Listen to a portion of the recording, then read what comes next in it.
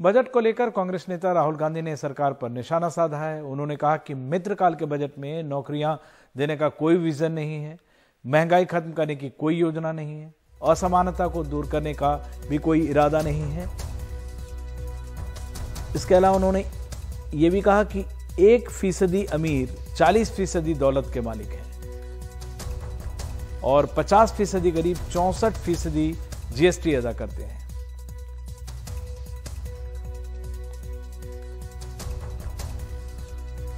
42% युवा बेरोजगार हैं, लेकिन पीएम को कोई चिंता नहीं है। ये बजट साबित करता है कि भारत के भविष्य के निर्माण के लिए सरकार के पास कोई रोड मैप नहीं। ये राहुल गांधी का बयान है। ये 42% युवा बेरोजगार हैं, लेकिन पीएम को कोई चिंता नहीं।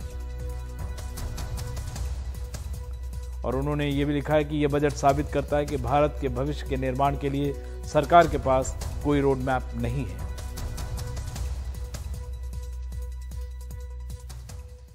बजट में वित्त मंत्री निर्मला सीतारमण ने ऐलान किया कि जमानत अदा न कर पाने वाले गरीब कैदियों को सरकार की मदद दी जाएगी। ये फैसला राष्ट्रपति द्रौपदी मुर्मू के संविधान दिवस पर दिए गए भाषण के बाद किया गया है, जिसमें राष्ट्रपति ने उन गरीब आदिवासियों की दुर्दशा का मुद्दा उठाया था जो छोटे मोटे अपराधों के लिए जेल में बंद हैं।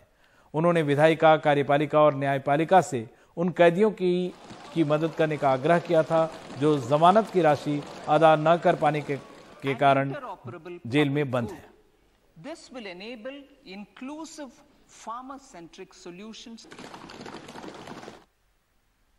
और वाराणसी में चार्टर्ड अकाउंटेंट की पढ़ाई कर रहे कुछ छात्रों ने एनडीटीवी से कहा कि हर युवा स्टार्टअप नहीं कर सकता है। जब वो पढ़कर निकलता है तो उसे नौकरी चाहिए होती है, जिसके बारे में कोई घोषणा नहीं की गई है। उनसे बात की हमारे संवाददाता अजय सिंह ने। 2023-24 का आम बजट जो है वो सबके सामने आ चुका है। हम उस जगह पर आए हैं लोगों से जानने के लिए जहां पर कि जो चार्टर्ड अकाउंटेंट के जो बच्चे हैं, जो फाइनल ईयर के जो बच्चे हैं, जो भविष्य में सीए बनेंगे और इस तरीके के तमाम चीज़ों को जानेंगे, मैं उन लोगों के बीच में यहाँ पर आया हूँ। आप यहाँ जितने बच्चों को देख रहे होंगे ये सब चार्टर्ड अकाउंटेंट के बच्चे हैं जो यहाँ पर हैं और बड़ी शिद्दत के साथ सुबह से बैठ करके वो लोग यहाँ पर अपने अपने कंप्यूटर पे, अपने अपने मॉनिटर पर जो है वो लोग जो है वो इस बजट को देख रहे थे, एनालिसिस कर रहे थे और अपने तरीके से समझ रहे थे। तो हम सबसे पहले इनके बीच में जाकर के ये समझना चाहते हैं कि एक निगाह में अगर आप लोगों से ये पूछा जाए कि आप लोगों को ये बजट कैसा लगा, आप लोगों को ये बजट क्या बोलेंगे? आप लोग बताइए, आप बताइए क्या लग रहा है? सर, ये जो बजट है ये अगले साल के इलेक्शन को ध्यान में रखते हुए रखा गया है। आप बताइए क्या लग रहा है? ये बजट जॉब सीकर्स के लिए नहीं है, ये जॉब प्रोवाइडर्स के लिए है। आप बताइए। ये बजट आजकल कंप्लायंस को रिड्यूस किया है एंड टेक्नोलॉजी को एनहांस करने के लिए रखा गया। सब कुछ ऑनलाइन कर दिया गया। आप बताइए आपका क्या? सर, यूथ के लिए भी है। यूथ के लिए भी है, एग्रीकल्चर सेक्टर के लिए भी है। एग्रीकल्चर सेक्टर के लिए आपको क्या लग रहा है? और ट्रेनिंग पे भी फोकस किया गया, एजुकेशन सेक्टर में बहुत ज्यादा ध्यान दिया गया ताकि टीचर्स को ट्रेनिंग। अच्छा, आप बताइए। सर, टेक्नोलॉजीज पे मोर फोकस है, आर्टिफिशियल इंटेलिजेंस का इंट्रोडक्शन किया गया है, ग्रीन एनर्जी सेक्टर पे फोकस किया है, जो कि हमको सस्टेनेबल डेवलपमेंट में बढ़ने में फोकस करेगा, हेल्प करेगा। आप लोग बताइए। आप एंटरप्रेन्योरशिप और सेल्फ एम्प्लॉयमेंट को काफी प्रमोट किया गया है इस बजट में। टूरिज्म को प्रमोट किया गया है। इसमें देखो अपना देश करके कुछ लॉन्च हो रहा है, तो उसमें मतलब कि 50 डेस्टिनेशंस होंगी और इसमें टूरिज्म को प्रमोट किया गया। सर, आम आदमी को ध्यान में रखते हुए बनाया गया और साथ ही साथ जो नेक्स्ट ईयर इलेक्शंस होने वाले हैं उनको भी ध्यान में रखते हुए।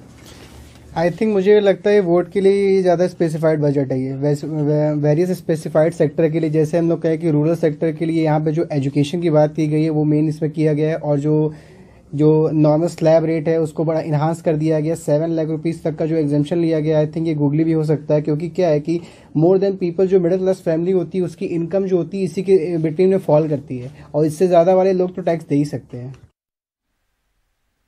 तो ये चार्टर्ड अकाउंटेंट्स थे, उनके व्यूज हैं। लेकिन बजट को लेकर एनडीटीवी ने यूपी के हापुड़ में किसानों से भी बात की है। उन्होंने कहा कि उम्मीद थी कि सरकार हमारा कर्ज माफ करेगी, लेकिन ऐसा नहीं हुआ। हापुड़ से देखते हैं हमारे सहयोगी स्वरूप शुक्ला की रिपोर्ट। मेरे पीछे गन्ना नजर आ रहा होगा, जो कि किसान अपने खेत से काट कर ले जा रहे हैं मिल को देने के लिए। आपको गेहूं भी नजर आ रहा होगा पीछे यहाँ पर, जो कि अब बड़ा हो रहा है, और आसपास तमाम किसान हैं। और ये किसान यहाँ पर इसलिए हैं क्योंकि इन्होंने अभी बजट सुना है और इनको काफ़ी उम्मीदें थी बजट से। क्या ये बजट उनकी उम्मीदों पर खरा उतरा है? 20 लाख करोड़ का कर्ज और दिया जाएगा किसानों को, ये अनाउंस किया है हमारी वित्त मंत्री निर्मला सीतारमण ने। किसान स्टार्टअप फंड बनाया जाएगा जिसमें जो नए युवा हैं वो खेती किसानी और कुछ उसमें प्रेरक करना चाहते हैं तो उनको सरकार पैसा देगी। कुछ लोगों के लिए इनोवेटिव आइडियाज़ हैं उनके पास, उसको सरकार पैसे देगी। इसके अलावा मत्स्य पालन के लिए सरकार ने करोड़ों का ऐलान किया है। और मोटे अनाज जिन्हें मिलेट्स कहते हैं, जिसमें बाजरा, रागी, कुट्टू, इनको सरकार चाहती है कि प्रोत्साहन मिले। तो तमाम ये घोषणाएं की गई हैं, लेकिन जो घोषणाएं की गई हैं उनसे किसान कितने संतुष्ट हैं हम बात करेंगे। आप बताइए, आपका नाम बताइए। मेरा नाम मुकुल त्यागी है। त्यागी जी, हम लोग हापुड़ में हैं।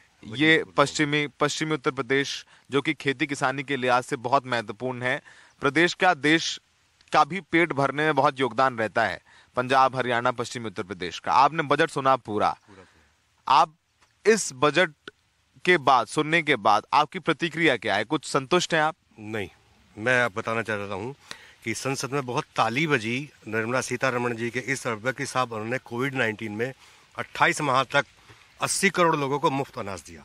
मैं पूछना चाहता हूँ सीतारमण जी से, क्या वो अनाज किसी फैक्ट्री में पैदा हुआ था या कहीं किसी कंपनी ने बनाया था? वो किसानों ने पैदा किया था। आप वाहवाही लूट रही हैं। उन किसानों को आपने क्या दिया? 20 लाख का कर्ज। हम चाहते ये थे, इस बजट से हमें उम्मीद ये थी कि किसान को कर्ज लेने की जरूरत ना पड़े। कोई ऐसा प्रावधान हमारी वित्त मंत्री जी कर दें कि जो हमारी उपज है उसका हमें लाभकारी मूल्य हमें समय से मिल जाए उसका। ऐसा तो कोई प्रावधान इसमें नहीं है।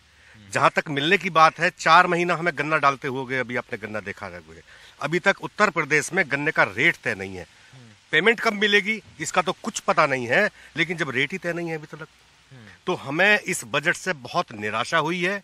किसानों के लिए केवल ये बहकाने वाला बजट तैयार हुआ है। सब डिजिटल करेंगे, किसान को पीपीपी मॉडल पे हम ये जो सामूहिक जो सहभागिता, जी हाँ, सामूहिक सहभागिता, ये केवल किताबी और केवल छपने के लिए और ताली बजाने के लिए बजट पास हुआ है। किसान को इससे बहुत निराशा हुई है।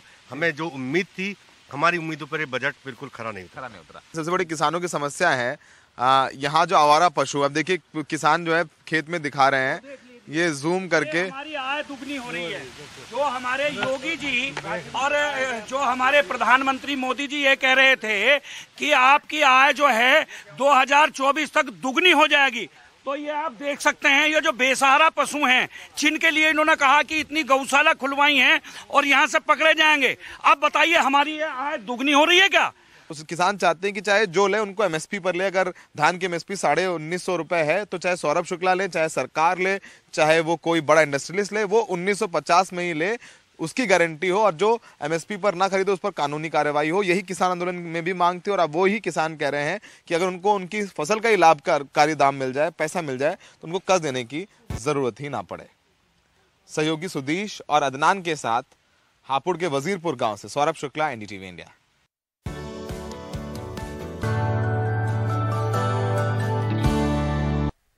दिल्ली के एलजी ने आखिरकार मेयर चुनाव कराने के प्रस्ताव पर मुहर लगा दी है। अब दिल्ली में एमसीडी के मेयर, डिप्टी मेयर और स्टैंडिंग कमेटी के 6 सदस्यों का चुनाव 6 फरवरी को होगा। इससे पहले 2 बार 6 जनवरी और 24 जनवरी को आप और बीजेपी के पार्षदों की तीखी नोकझोंक के चलते सत्र स्थगित हो गया था, जिसके बाद आपके मेयर उम्मीदवार शैली ओबेरॉय ने सुप्रीम कोर्ट का दरवाजा खटखटाया था।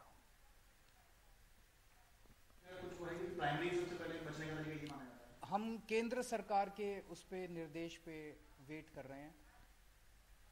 केरल के पत्रकार सिद्दीक कप्पन आज जेल से बाहर आ सकते हैं। लखनऊ की सेशन कोर्ट ने कल सिद्दीक कप्पन को रिहा कर देने का आदेश दे दिया था। कोर्ट ने उनके बेल बॉन्ड को स्वीकार कर लिया। कोर्ट से उन्हें सभी मामलों में जमानत मिल गई है। कप्पन को 1 महीने पहले ही इलाहाबाद हाईकोर्ट से पीएमएलए केस में जमानत मिल गई थी। केरल के मलप्पुरम के रहने वाले सिद्दीक कप्पन करीब 27 महीने से जेल में बंद हैं।